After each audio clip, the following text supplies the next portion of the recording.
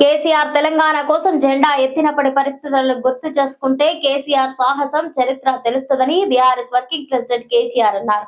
కేటీఆర్ తెలంగాణ భవన్ లో జరిగిన తెలంగాణ తొలి ముఖ్యమంత్రి కేసీఆర్ జన్మదిన వేడుకల్లో పార్టీ శ్రేణులతో కలిసి పాల్గొన్నారు. కేసీఆర్ తెలంగాణ కోసం జెండా ఎత్తినప్పటి పరిస్థితులను గుర్తు చేసుకుంటే కేసీఆర్ సాహసం చరిత్ర తెలుస్తుంది.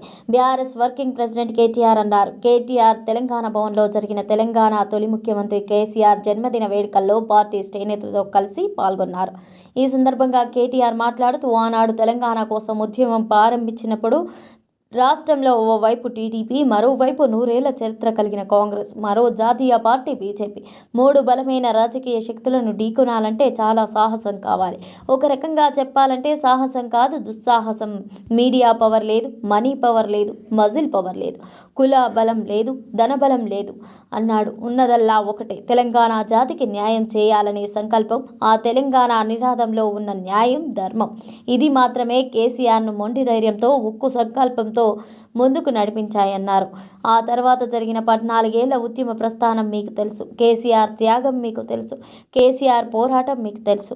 కేసీఆర్ నాయకత్వంలో ప్రజలు ఉద్యమించి తెలంగాణ సాధించుకున్న తీరు కూడా ప్రజలకు తెలుసు. తదనంతరం 10 ఏళ్లు అద్భుతంగా రాష్ట్రాన్ని పరిపాలించారన్నారు కేటీఆర్.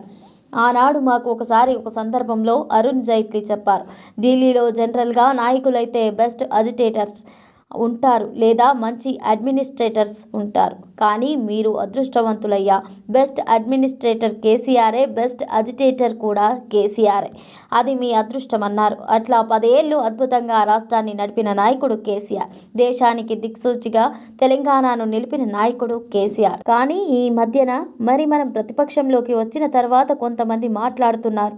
ఇష్టం వచ్చినట్టుగా మన నాయకుడిని తులనాడుతున్నారు.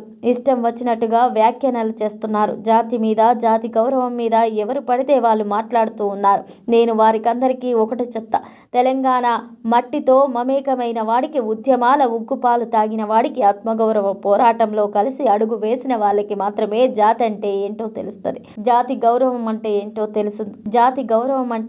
తెలుస్తుందన్నారు కేటీఆర్. సకల జనులు స్వరాష్ట్ర సమరంలో తెగించి కొట్లాడుతున్నప్పుడు, ప్రాణాలకు తెగించి మన నాయకుడు నిరాహార దీక్ష చేస్తున్నప్పుడు, సమైక్యాంధ్ర వాదుల సంచులు మోసే సన్నాసులకు జాతి తెలియదు, నీతి తెలియదు.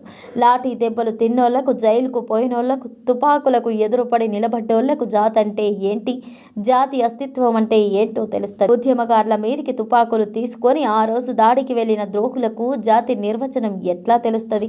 రక్తంలో పౌరుషం ఉంటే, డిఎన్ఏలో ఉద్యమం ఉంటే, ఆత్మాభిమానం అదే ఎక్కడికన్నా నీ శరీరంలో ఉంటే, నీకు జాతి ఉంటే ఏందో, జాతి చరిత్ర అంటే ఏందో తెలుస్తుంది. కానీ జై